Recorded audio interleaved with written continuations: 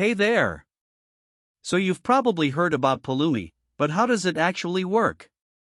Imagine creating cloud infrastructure using the same programming languages you already know: Python, TypeScript, Go, instead of learning YAML or weird config syntax.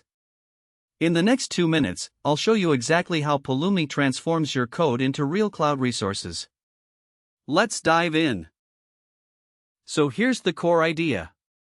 You write infrastructure using actual programming code. Let's say you need an AWS S3 bucket. Instead of clicking through a console or writing YAML, you literally write something like bucket equals aws.s3.bucket in Python or TypeScript. You get autocomplete, type checking, loops, functions, all the good stuff.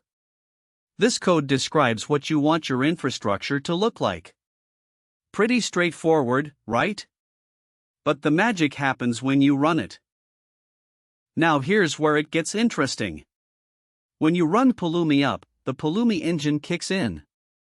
It reads your code, figures out what resources you're creating, like that S3 bucket, maybe some Lambda functions, a database.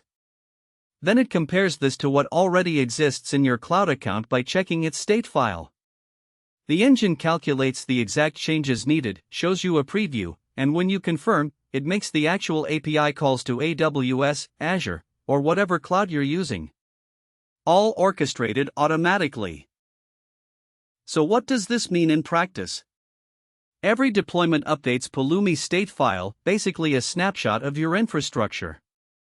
This means your team can collaborate safely because Pulumi knows exactly what's deployed and prevents conflicts. Need to update that bucket? Change your code and run Pulumi up again. It'll only modify what changed. Delete a line of code? Pulumi removes that resource. Your code becomes the single source of truth for your entire infrastructure. So there you have it.